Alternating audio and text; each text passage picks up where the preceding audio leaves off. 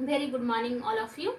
आज हम आप लोगों को बताने वाले हैं कि ऑनलाइन फीडबैक के प्रकार क्या क्या है और उसके प्रोसेस क्या है और उसके उपयोगकर्ता के प्रकार के बारे में मैं थोड़ा सा जानकारी दूंगी।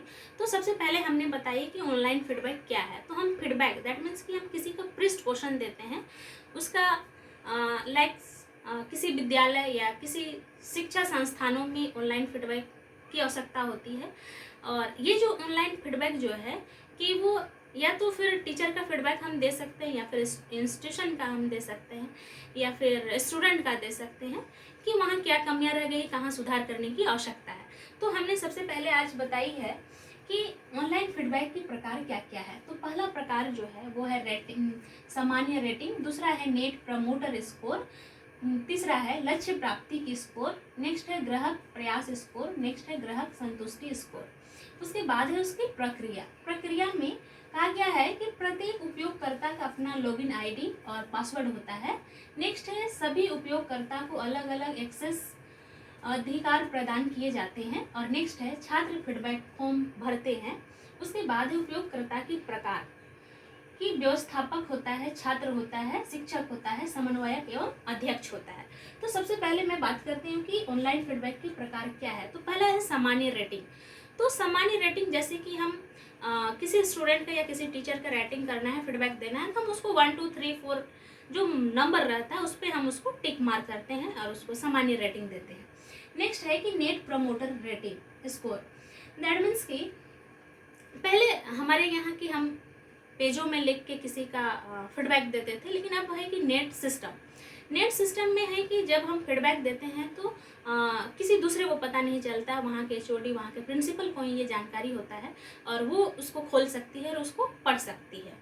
नेक्स्ट है कि लक्ष्य प्राप्ति की दर। अगर हम किसी का फीडबैक देते हैं, ऑनलाइन फीडबैक करते हैं, तो उसका एक लक्ष्य होता है कि अगर किसी टीचर का कुछ कमियां हैं या फिर किसी तरह से अगर उस विद्यालय में पढ़ाई में किसी तरह की कमियां हैं, पढ़ाई सही से नहीं हो रहा है या फिर विद्यालय का इंफ्रास्ट्रक्चर अच्छा नहीं है, तो इसके बारे में अगर हमको फीडबैक देना है तो उसके लिए हम लक्ष्य रखते हैं एक। और जब उस लक्ष्य के तहत अगर वो जब हम फीडबैक दे देते हैं तो उसको सुधारने का मौका भी मिलता है, तो उसको हम कह सकते हैं वो एक लक्ष्य तय करके ही वो ऑनलाइन फीडबैक रखता है। नेक्स्ट जो है कि ग्राहक प्रयास स्कोर। हमेशा जो फीडबैक देने वाला जो होता है वो हमेशा प्रयास करता है कि हम जो उसके अंदर कमियां हैं वो सही चीज़ों के बारे में हम उसका फीडबैक दें, ताकि उसका जो सुधार करने का जो आवश्यकता है वो सही चीज़ों पे वो फोकस करके वो सुधार कर सके। नेक्स्ट है कि ग्राहक संतुष्टि स्कोर। अगर वो रखा गया है कि उसको फीडबैक देने के लिए, तो उसको जो फीडबैक मिला है उससे उसको संतुष्टि मिलना चाहिए और उसको एक अनुभव प्राप्त होना चाहिए कि हमने क्या सही फीडबैक दिया है और हमारे लिए जो फीडबैक आया है वो सही है, संतुष्टि लायक है या नहीं। तब हम इसको कह सकते हैं ऑनलाइन फीडबैक का टाइप्स। दूसरा है प्रोसेस, प्रक्रिया। तो इसमें कहा गया है कि प्रयोगकर्ता का अपना लॉगिन आईडी और पासवर्ड होता है। तो पहले हमारे यहाँ पेजों में, पन्नों में हम उसका फीडबैक देते थे, लेकिन अब जब ऑनलाइन सिस्टम हो गया, हमारा ज़माना ही टेक्नोलॉजी की ओर जब बढ़ रही है, मॉडर्न टेक्नोलॉजी की ओर, तो सभी का अगर हमको फीडबैक देने के लिए एक सबका अपना एक लॉगिन आईडी और पासवर्ड होता है। दूसरा है कि सभी उपयोगकर्ता को अलग अलग एक्सेस अधिकार प्रदान किए जाते हैं। तो सब व्यक्ति को ये मौका दिया जाता है कि फीडबैक देने का। ऐसे हम अगर विद्यालय में बच्चे हैं तो हम सभी विद्यालय के बच्चों को हम नहीं दे सकते, बल्कि जो हायर सेकेंडरी के हैं उनको हम दे सकते हैं और जो शिक्षक हैं हम उनको दे सकते हैं फीडबैक देने के लिए। तो हम उसको कह सकते हैं कि उसको अधिकार प्रदान कर सकते हैं। छात्र फीडबैक फॉर्म भरते हैं।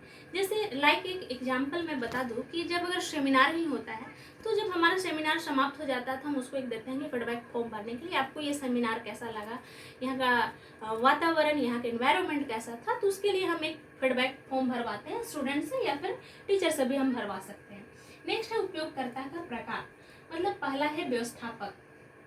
दैट मीन्स कि ऑनलाइन जो फीडबैक लेने वाला होता है वो सबसे पहला व्यक्ति जो होता है वो व्यवस्थापक होता है। मतलब कि उसको अरेंज करने वाला होता है कि हमको कैसे ऑनलाइन फीडबैक लेना है।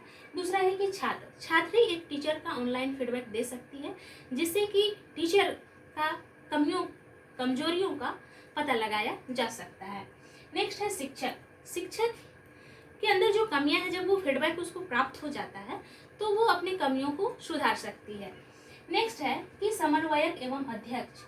और जब ये ऑनलाइन फीडबैक जब मिल जाता है तो उसको जो कोऑर्डिनेटर जो रहता है और जो चेयरमैन रहता है वही दोनों मिलके ऑनलाइन फीडबैक को वो खोलता है और अपना उचित और अपना इच्छा के अनुसार वो प्रिंसिपल को या फिर एचओडी दोनों मिलके जो शिक्षक जो जो बताने लायक है उनसे वो शेयर कर सकती है या फिर वो बोल के उनका ऑनलाइन फीडबैक दे के उसे सुधरवा सकती है। तो हम उसको कह सकते हैं कि समन्वयक और अध्यक्ष जो है वो दोनों मिलके उसकी जो कमियां हैं उसको सुधारने का मौका देता है।